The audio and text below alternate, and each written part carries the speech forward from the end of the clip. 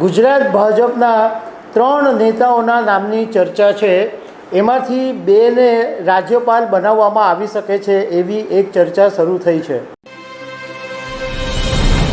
નમસ્કાર દર્શક મિત્રો, ગુજરાત બહાર રાજ્યપાલ બનાવવા માટે ગુજરાત ભાજપના 3 નેતાઓના નામની ચર્ચા છે। એમાંથી 2ને રાજ્યપાલ બનાવવામાં આવી શકે છે એવી એક ચર્ચા શરૂ થઈ છે। તો એમાં કોના કોના નામ છે એના વિશે હું તમારી સાથે વાત કરીશ। મારું નામ રાજેશ શાહ છે અને તમે જોઈ રહ્યા છો ખબરછે.com। દર્શક મિત્રો, નરેન્દ્ર મોદીના શાસનમાં ગુજરાતના 3 નેતાઓને રાજ્યપાલ પદ મળ્યું હતું।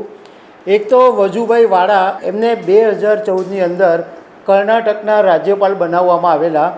એ પછી 2019ની અંદર આનંદીબેન પટેલને ઉત્તર પ્રદેશના રાજ્યપાલ બનાવવામાં આવેલા અને 2021માં મંગુભાઈ પટેલને મધ્યપ્રદેશના રાજ્યપાલ બનાવવામાં આવેલા।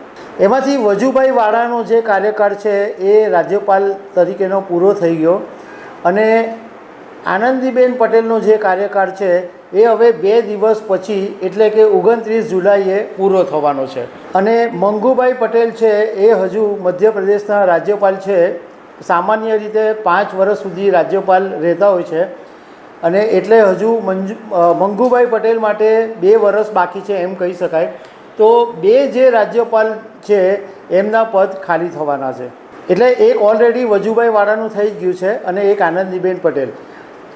હવે 2 રાજ્યપાલના પદ માટે 3 નેતાઓના નામ અત્યારે ચર્ચામાં છે। એમાંથી એક ભૂપેન્દ્રસિંહ ચુડાસમા, બીજું નીતિનભાઈ પટેલ અને ત્રીજું નામ છે વિજયભાઈ રૂપાણી। ભૂપેન્દ્રભાઈ ચુડાસમા ભાજપના સિનિયર નેતા છે।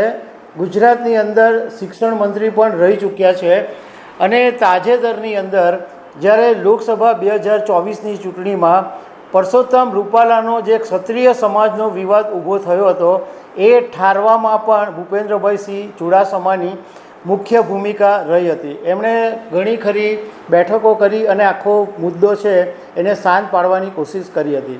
નીતિનભાઈ પટેલને તો બધા લોકો જાણે છે કે નીતિનભાઈ પટેલ ગુજરાતના નાયબ મુખ્યમંત્રી રહી ચૂક્યા છે અને એમના માટે એવું છે કે ઘણી વખત એમના મોઢામાં આવેલો જે લાડવો છે એ છીનવાઈ ગયો છે। અગાઉ જ્યારે મુખ્યમંત્રી તરીકે એમનું નામ લગભગ નક્કી થઈ ગયું હતું, એમણે પોતે પેંડા બી વેચી દીધા હતા, પરંતુ એમને છેલ્લી ઘડીએ મુખ્યમંત્રી પદ નહોતું મળ્યું અને ઘણા બધા એવા કિસ્સામાં હમણાંની જ વાત કરીએ તો લોકસભા 2024માં એમણે મહેસાણા બેઠક ઉપરથી પોતાની ઉમેદવારી નોંધાવી હતી, પરંતુ આખરે ચૂંટણી પહેલાં જ એમણે પોતાનું નામ પાછું ખેંચી લેવું પડ્યું। ગુજરાત વિધાનસભા 2022 વખતે પણ એવું થયું કે એમણે બધા જે સિનિયર નેતાઓ હતા એમણે જાહેરાત કરવી પડી કે અમે ચૂંટણી લડવાના નથી। એ પછી વિજય રૂપાણીનું નામ છે। વિજય રૂપાણી ગુજરાતના મુખ્યમંત્રી રહી ચૂક્યા છે અને અત્યારે પંજાબના પ્રભારી તરીકે એમની જાહેરાત બી કરવામાં આવી। વિજય રૂપાણી પણ ભાજપના સંગઠનની સાથે વર્ષોથી સંકળાયેલા છે।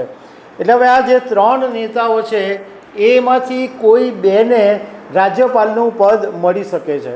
અત્યાર સુધીમાં ગુજરાતના જે નેતાઓ છે એમાંથી 13 જેટલા ગુજરાતીઓ ગવર્નર બનેલા છે। એમાં કનૈયાલાલ મુનશી છે એ ઉત્તર પ્રદેશના ગવર્નર રહેલા, જયસુખલાલ હાથી એ પંજાબના ગવર્નર રહેલા, સર ચંદુલાલ ત્રિવેદી આંધ્રપ્રદેશમાં રહ્યા હતા, ખંડુભાઈ દેસાઈ પણ આંધ્રપ્રદેશ, કુમુદબેન જોશી એ પણ આંધ્રપ્રદેશના ગવર્નર રહી ચૂક્યા છે, કૃષ્ણકુમાર સિંહજી એ તમિલનાડુના રાજ્યપાલ રહી ચૂક્યા છે, કે શાહ એ પણ તમિલનાડુના રાજ્યપાલ રહી ચૂક્યા છે, પ્રભુદાસ પટવારી તમિલનાડુ, ગોપાલકૃષ્ણ ગાંધી પશ્ચિમ બંગાળ, વિરેન શાહ પશ્ચિમ બંગાળ, વજુભાઈ વાળા કર્ણાટક, આનંદીબેન પટેલ ઉત્તર પ્રદેશ અને મંગુભાઈ પટેલ મધ્યપ્રદેશ। એટલે ટોટલ 13 જે છે એ ગુજરાતના નેતાઓને રાજ્યપાલ એટલે કે ગવર્નર તરીકેનો લાભ મળ્યો છે। અત્યારે ગુજરાતના જે ગવર્નર છે આચાર્ય દેવવ્રત, એમનો પણ કાર્યકાળ પૂરો થયો છે એટલે ગુજરાતમાં પણ હવે કોઈ નવા ગવર્નર આવી શકે છે અથવા એમને કોઈ બીજી ટર્મ સોંપવામાં પણ આવી શકે છે। એ પછી ખબર પડશે। તો દર્શક મિત્રો, આવી અનેક વાતો સાથે અમે તમને મળતા રહીશું। Thank you very much.